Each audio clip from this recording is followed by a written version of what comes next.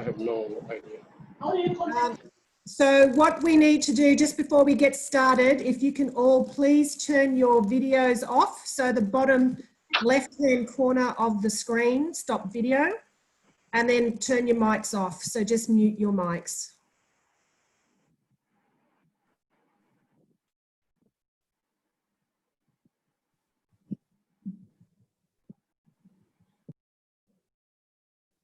Thank you, Nick. So again, thank you all for being a part of today's 3x3 referee webinar. It will be on rules and interpretation. We're very lucky to have Vanessa Devlin, who will be our guest presenter today. Vanessa was just appointed referee for the Olympics. So we're very lucky to have her here. Vanessa is a friend to FIBA Oceania. She's done a number of coaching roles within our competitions. And has been very kind enough to share her knowledge and experience with us here today. Just going forward, just a little bit of housekeeping. Again, please don't answer phones during calls. We should all be muted right now and our video screens should be off. The videos throughout the presentation, there may be some lag because of internet. So we will have copies, the PowerPoint presentation, as well as the recording here that each of you will be able to receive. So without further ado, I will hand you over to Vanessa. Yeah, thanks, Annie. Good morning, everyone. Thank you, myself, for taking your time out of your day to come join us, especially with the world that's going on at the moment. I hope everyone is staying healthy and is safe during this tough time. I'd like to thank Annie for organising this. So 3x3 Oceania is still pretty new to us all. But I think the last couple of years we've done a lot to introduce the sport. But still to this day, I speak to referees going, hey, you want to referee some 3x3? And they just look at me, what are you talking about? So I think it's fantastic now that 3x3 is now an Olympic sport.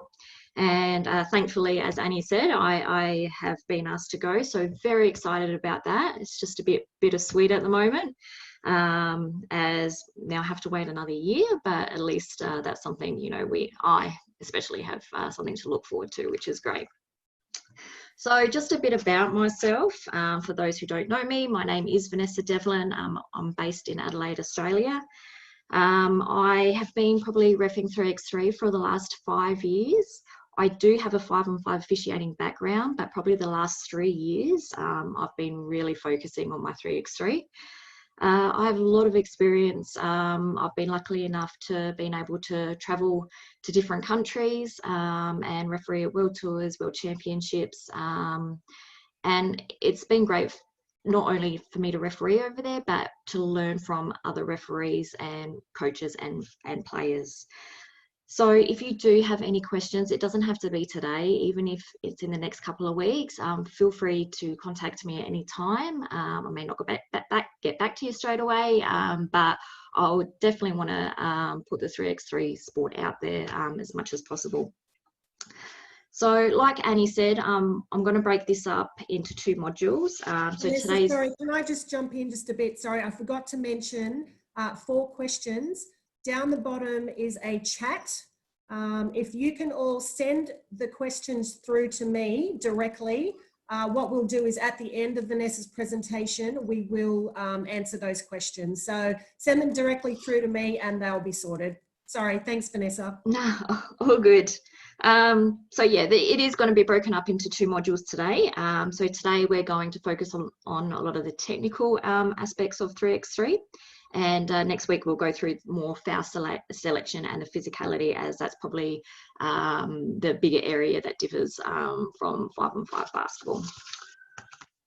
All right, so let's get started. I'll just share my screen now, so hopefully this works straight away.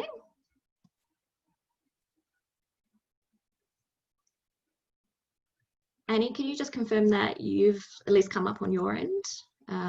Yes, I can see it. Rules and Interpretations, Module 1. Perfect. All right, so let's get started. All right, so the game of 3x3 is on a half court of basketball, and as you can see, it still has an arc, it still has a foul line and a no charge semicircle. So it's still pretty much the setup of a half court of basketball. We use a 12-second shot clock as different from a 24 or a 14, and you'd be actually surprised how quick 12 seconds goes in a game. The ball is different. So the ball is actually the size of a 6 and the weight of a size 7. So it probably benefits more for the sort of the guys with the bigger hands, so they can, you know, have that smaller size ball so they can dunk and all the rest of it, which is what we want to see in 3x3. So we have 2 officials on the game. One is in lead and one is in trail. It really doesn't matter where you go. You can decide between yourselves or rock, paper, scissors, however you like. Just whenever you go into either trail or lead, you will stay there for the whole game. So we start the game with a coin flip. You dictate the terms. You pretty much go up to team A and say your heads, and then team B your tails. So once you do the coin flip and the team wins, they have a choice. So they have either a choice of starting with the ball at the start of the game or starting with the ball at the start of overtime. So both sort of have their pros and cons of who wants to start. Like for an example though, if you start in overtime, if there is no overtime, you've kind of lost that advantage. So, I mean, there are differences. You know, each team sort of decides themselves. As a referee though, all you need to do is make sure you tell your partner who is starting with the ball, and also tell the score bench as well. So we need to tell the score bench because you would actually be surprised after a 10-minute game of basketball, you would forget who started with the ball. So I'm just going to show a clip, and it's just pretty much the procedure of what we're going through. So we've got our 2 teams here. We try and get our captains, but if other players want to come around, that's fine. Flip the coin, make the decision, and then we move on.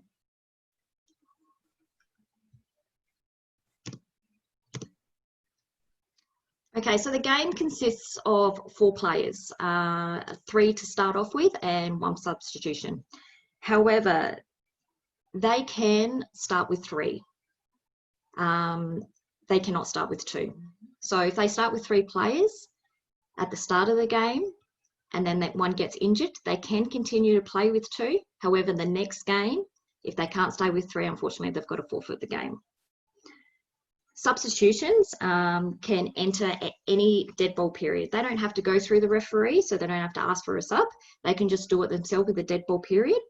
The only thing that the referee has to administer is making sure that the players don't start the game until the subs are actually being made, and to make sure that the players aren't sort of stalling the game by, you know, they're going to be tired, so maybe taking that little bit extra long to make the sub, or have a chat when the 2 players are coming on and off. We want to get the game moving as quick as possible.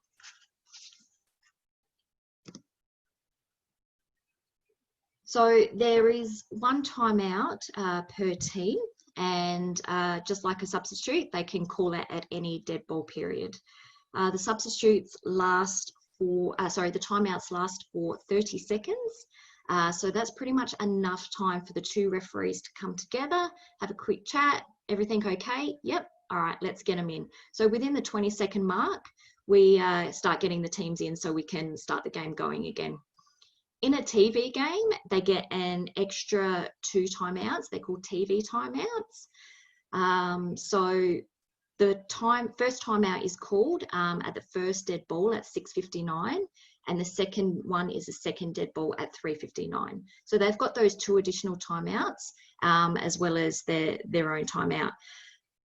This is probably one of the worst signals that I have found in 3x3, but the signal for a TV timeout is a camera record So we go TV timeout and then we make the signal.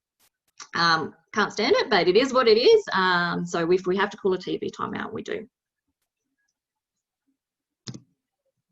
Okay, so scoring beyond the 3-point line, it's pretty straightforward. Anything inside the arc is classed as 1 point, and anything outside the arc is classed as 2 point, and every successful free throw is 1 point as well. Okay, so pretty much the name of the game is the first team to score 21 or who has the most points at the end of a 10-minute game. And this is where the coin flip actually comes into factor. So say the time expires and we've got 11-all, we then start going into overtime. They get a minute break, just so they can have a bit of a break, and also the referees to decide whose ball it is. So whoever didn't start with the ball at the start of the game will start with overtime. Now, in overtime, there is no clock. It's just the first team to score 2 points. Okay, it doesn't matter how it's scored. It could be one and then another one, or it could just be one shot outside the 2-point arc. This could be a 5-minute overtime, or it could be a 5-second overtime. I've had games where they've passed the ball, one pass shot, game over. That's how quick it can be. Or it could, like I said, it could go on for 5 minutes. It just depends how quickly they score.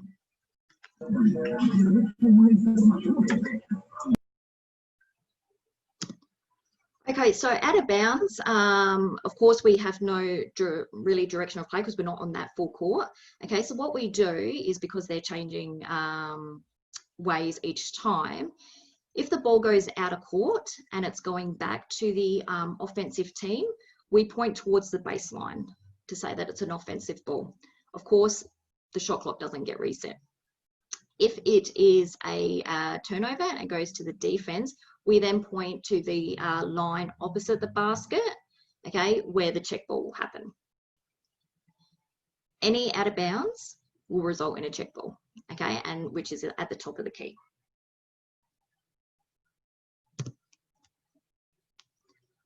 Okay, so in 3x3, we want a fast-paced, high-energy game. So it's very quick, and we want to try and keep it moving as much as possible. So we want to get rid of any stalling strategies and techniques that some players and teams want to use. So these can include backing down a player, which is a 5-second violation. So in other words, say a guy's got the ball and he's posting up and he's backing him down. I mean, we don't want to see that, okay? We don't want to see that post move. So if he has his back towards the basket and has the ball and it's longer than 5 seconds, we stop the game and we call a violation. The other one is, so for an example, we don't have a shot clock. Some teams will try and take advantage of that. They're up by 2 points. They want to wind the clock down as much as possible. So what we have to do as referees is keep count in our head, and we call the last 5 seconds. So we go 5, 4, down to 1, and then we call a shot clock violation. If we don't do this, players are just going to pass the ball beyond the key, okay, and the game's is just going to drag out, and it's not going to be very exciting at all. Okay, so to start the game, and with every, like I said, with every dead ball, so out of bounds or a on-ground foul, we check the ball, what we call a check ball. So the check ball is always at the top of the key. Okay, it's not to the side, it's got to be at the top of the key, all right? If they go to the side, make sure as referees, we pull them up and we direct them to the correct position. So it's at the top of the keyway, and the procedure is that the defense starts with the ball, approximately a meter away, and they pass the ball to the offense. It can be a bounce pass or a handoff. It just needs to be direct to that offensive player. So I'm just going to play a clip, and this is just to show the basic procedure of how to pass the ball in a check ball situation.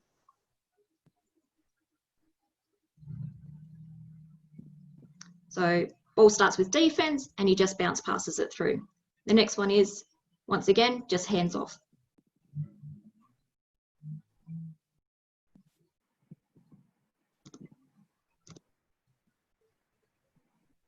Okay, so once the offensive player has control of the ball, This is when defense can actually start being played.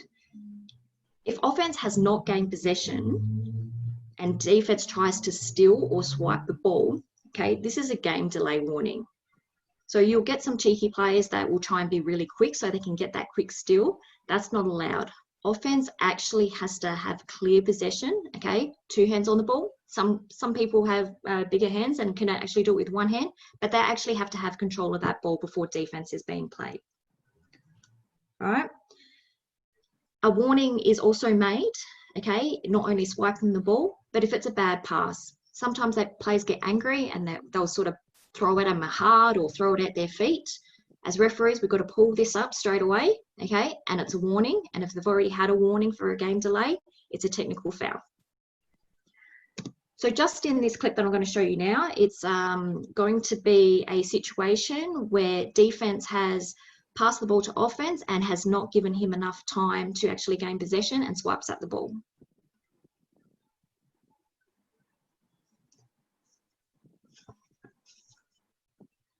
So White passes the ball, and as you can see, offense didn't even have control of that ball, okay, and they've quickly tried to steal it.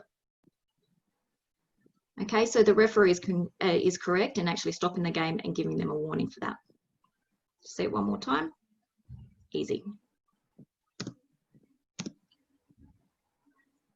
Okay, so the next part we'll go through is clearing of the ball, and this is when there's a change of possession. So every time there is a change of possession, which is team control, the ball needs to be cleared outside the arc. Okay, so the new offensive team needs to take the ball beyond that arc, and it needs to be clear that 1 foot is on that side and the other one is lifted in the air. Okay, they don't need 2 feet, it at least has to be 1 with 1 foot clear in the air. If the ball isn't cleared, it is the referee's responsibility to let that team know. They don't have to stop the game, but they need to yell at the team, not cleared, not cleared, not cleared, okay? And you signal, so this is the signal, you sort of wave 2 fingers in the air that it's not cleared. If the player hears you and chooses to listen to you, and they try to dribble the ball back out so they can properly clear it, that's great, okay? The game can continue. However, if they don't hear you or choose not to listen to you, as soon as they go to release the ball for a shot, this is a violation and we stop it and it goes to the opposition. So this clip that I'm going to show you is of a player who hasn't cleared the ball properly.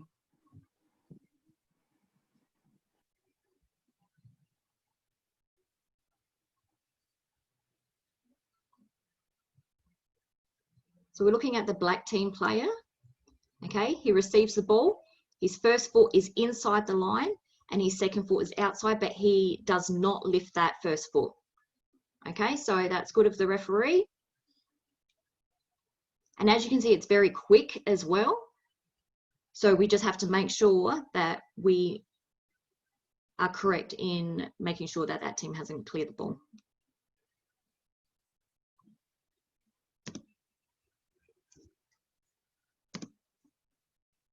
Okay, so the next clip I'm going to show you.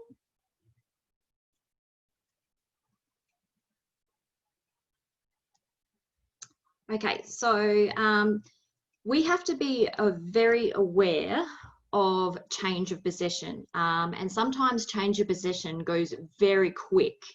So just remember, every time there's a change of possession, there has to be a ball clear. So this clip shows a quick rebound by the black team.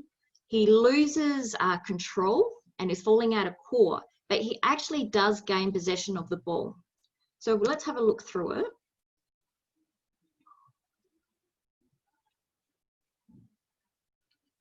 So you can see he gets it, but he actually throws it back on the white team player. Okay, so this is classed as a possession and it needs to be cleared. So in this instance, because white did not clear the ball and is released for a shot, it's a violation on white, and then we go with a check ball for the black team. Let's have one more look at it. And this is how quick it is. So usually it's a real obvious change of possession, but it's that quick. We're just going to make sure we're concentrating and we're aware of it.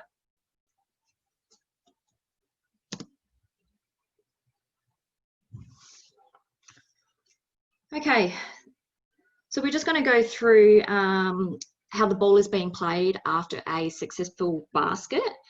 So once a basket is being made, a lot of people will be as no defense in the no touch semicircle.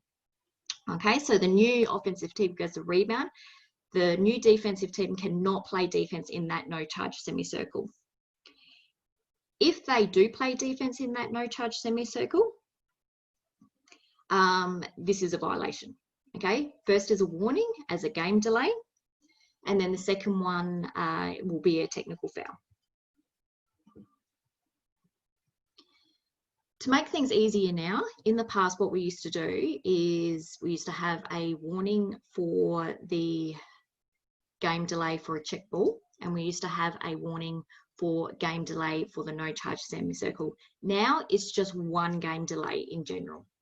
Okay, so for an example, 8-10 in the game, team A receives a game delay for a bad pass or a check ball. Okay, so that's their first warning. At 4:52, they then play defense in the no charge semicircle. Right, this is an automatic technical foul because they had that game delay warning at the start of the game.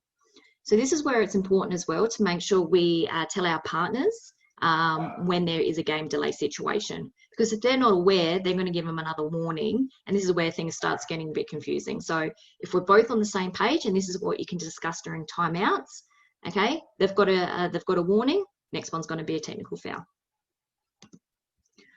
So I'm just going to show you a clip. This one is pretty straightforward.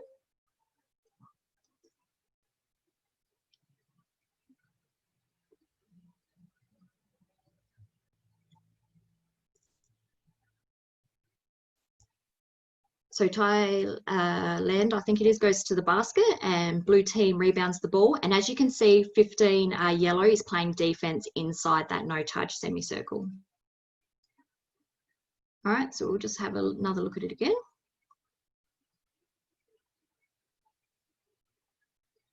Rebounds the ball and he's playing defense. If he ends up in the circle and he steps out and makes an effort, that's fine. But as you can see, he just continued to play defense. The next one I'm going to show you is a little bit different. This is going to focus on how the new offensive team needs control of that ball before defense can be played. Sometimes in situations in games, the ball will go in and the ball will get bounced outside of that no charge semicircle. We just have to make sure offense gains control of the ball before defense can play. Now, unfortunately, the referees missed this one. We're human, it happens. So we'll run through it and I'll just explain it by play. Okay. So blue player goes towards the basket, scores. As you can see, white player touches the ball, okay, but doesn't actually gain possession of it, okay? This is a warning or tech foul if they've already had one. All right, so we'll go back to it again and we'll have another look at it.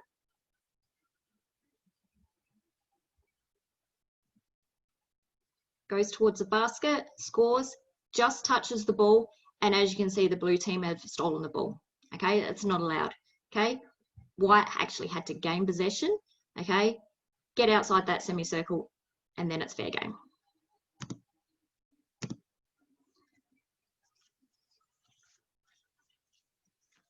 I just want to emphasize as well the coaching side. Sorry, I missed that at the start.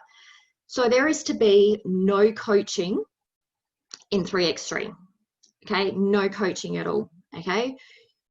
There is coaches allowed outside of the court, but they are not to interact with any players whatsoever, and players aren't allowed to interact with them as well. As referees, I understand that sometimes it's not always easy to control the coaching aspects because you've got so much to worry about in court, that's fine. This is why we got a court supervisor as well. The court supervisor during a dead ball will actually come to you and say, hey, team A is coaching from the stands. This needs to be a warning. If a warning has already been made, this will be a technical foul. And also, if it continues and the coaches and the players are not learning that there is no coaching allowed, they can actually be taken from the court. So they will be sent away. So it is very important that as referees and even as a team with our court supervisors and score tables, that we action this, because it is, a disadvantage to the other team if they're getting help from on court. I've had games where we've had our coaching in one part of the stands, and then we've had 4 or 5 different coaches all over the court trying to relay messages. It can be very hard to control and administer it sometimes, but hey, just like refereeing, we're going to try our best to control it. But luckily, we do have that help outside the court as well, which is really good. So lastly, I just want to go through the foul penalties. This can take a little bit to get your head around, but the more you sort of look at it, the easier it's going to be to understand. So pretty much what it is fouls from 1 to 6, anything not in the act of shooting. So it could be just a hand checking foul that we've called. We just go back to a check ball. Any fouls from 1 to 6 that are in the act of shooting, if it's inside the arc, it's 1 shot. And if it's outside the arc, it's 2 shots. Any fouls from 1 to 6 after a successful basket is 1 shot. So that's pretty straightforward. Anything inside is 1 shot, anything outside, okay, unless it's not, then we just recheck the ball again. When it comes to 7 to 9, this is where it starts getting more important and where teams are really going to get penalised. So from fouls from 7 to 9, not in the act of shooting, it's 2 shots. So before we had a check ball, now they get 2 shots automatically. From fouls 7 to 9, in the act of shooting, is 2 shots. Doesn't matter if you're inside the arc or outside the arc, it's 2 shots. From fouls 7 to 9, and this is a big penalty, if it's a successful basket, it's no longer an and 1, as players will yell out, it's an and 2. So they not only get the shot, but they get another 2 shots after that. So that's a big penalty. So we're going to want to make sure as referees that if we're going to call and 2, let's say we got to make sure it is a foul because it's a big penalty. Any fouls 10 plus is pretty much end of the game because they get 2 shots in possession. So unless they actually make a steal of the ball, okay, they're not going to get the ball back. Okay, so it's a big penalty when it comes to 10 plus fouls. Of course, there are no shots for offensive fouls. We just recheck the ball. But probably another one to be aware of, and this is more of a player side of thing, there are no personal foul tallies for players. So you could have one player who will rack up 7, 8 fouls in a game, which is fine. But then they got to realise their team fouls is at 7, 8, 9, which is two shots in possession, well, leading up to 2 shots in possession. The unsportsmanlike fouls are a little bit different as well. So when it comes to ordinary fouls, as referees, we don't need to actually signal the number to the bench. All we need to do is we call our foul, we turn to the bench, fouls on blue team, okay, and then we start the game again. However, when it comes to an unsportsmanlike foul, this is the only time we will actually signal the number to the bench, okay? We have to be aware of when the infraction happens because we're so used to not calling out that number that we're aware of who the player is. So the first unsportsmanlike made by a player is 2 free throws. Okay, usually it's 2 free, like in 5-on-5 basketball, it's free throws in possession. There's no possession. It's just 2 free throws and then we play on. If it's the second unsportsmanlike made by that player, it's 2 free throws and possession. Okay, so if one player gets an unsportsmanlike foul, we've got 2 free throws. And if a different player on the same team gets an unsportsmanlike foul, it's still only 2 free throws. It's only when it comes to the second unsportsmanlike foul per player, or 10, they're on their 10th team foul, is where we go 2 shots in possession. Also, something that we need to make sure we're aware of is the unsportsmanlike foul always counts as 2 team fouls. Okay, so it is a big penalty. So it's not just 2 shots, they also get 2 team fouls. So they could be on 5 team fouls and then it jumps to 7 straight away. So in that foul penalty, it's big. Just the summary of the technical fouls. So with 2 unsportsmanlike fouls, of course, they then get removed from the game. Okay, so that hasn't changed. However, technical foul penalties, as much as I hate to say it, they can actually have as many as they want. Okay. However, if it's technical fouls for bad behavior and language, you do have the option to disqualify them. So if they're just being very rude and disrespectful, we can actually toss them from the game. However, we're getting technical fouls for game delays, for check balls, and game delays for no-touch semicircles. So this is a reason probably why that they can have as many technical fouls. So the process for the technical fouls is if it's made on a defensive player, it's 1 free throw and the ball goes to the offensive team with a reset of a shot clock. And technical foul on an offensive player is 1 free throw, the ball goes to the offensive team and no shot clock is reset. If no team has possession of the ball, it's 1 free throw, and the last team to have defensive team, it then gets reset to 12. So pretty much it's 1 shot in possession. It just matters if who has the ball, if the shot clock is reset or not. Now, I know that I've given you a lot of information in such a short time. One thing I can say about 3x3, yes, it's not very physically demanding. Like, you don't have to run up and down a court. Okay, so you're probably not going to get as tired. However, you still have to move to make sure we're getting in the position. It's a very quick game. So if we stand still, we're going to miss a lot, okay? However, mentally though, you need to concentrate a lot. You are always making decisions and constantly thinking about the game. You have to think, has the ball been checked properly? Have they cleared the ball yet? Has the shot clock been reset? Are the scores correct? Are the fouls correct? And then you've actually got to referee the game of basketball as well. So honestly, it's a challenge. It's a good challenge. It's fast, it's exciting, and it's actually a lot of fun to referee. So I thank you all again for your time. And I'm open to any questions whatsoever, even if it's not today, if it's later, and I'll be happy to answer them. Great, thanks Vanessa. We do actually have some questions that have come through. Great. So question is, can the substitute talk to the players while they are playing? So this came on the back of the no coaching information. Yes, they can. So they can, as a substitute, they can direct players and I suppose coach inside the court. That is fine. However, if a player is injured and they're clearly not going to play in the game, they are not allowed to sit there. Okay, but if it's just a normal substitute, yes, they are allowed to direct their players and coach their players. However, as soon as there is interaction from that sub with the outside coach, because sometimes the coach will yell at the sub, hey, tell this player this, that is not allowed. Great, awesome. So no possession with technical fouls, is this literally possession as opposed to 5-on-5 when it is about control?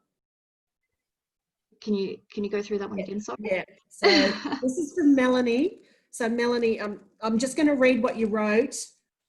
So no possession with technical fouls, is this literally possession as opposed to 5-on-5 when it is about control?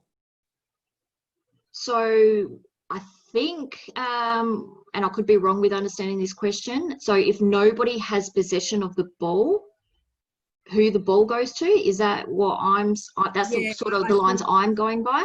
Yeah, I think that's right. Yeah, Yes. so if nobody's got possession of the ball, we give it to the defense, okay? If no one has control in any aspects of the game gets stopped, it always goes to defense, all right? So if no one's got the ball, a tech foul is made. Whoever was in defense last gets possession of the ball. So hopefully that covered what you were asking, Melanie. Okay, so they're all coming through with questions now, which is so Team A on offense, Team B on defense. Yep. Team B recovers the ball but fails to clear the ball, and Team B gets the ball back. Does Team A have to clear the ball again? Yes, they would. So if Team B had the ball and lost possession, as you can tell, they still have possession. So it's every time possession or control is lost, the new offense team needs to clear the ball. Great. Okay, during a post play, if the offensive player is backing down on a defensive player, is that considered stalling? Yes, it is. Okay, so as soon as their back is towards the defense, their back is towards the basket and they have the ball, even if they're not dribbling, okay, we start the 5-second count. Okay, so they could be dribbling, backing down, backing.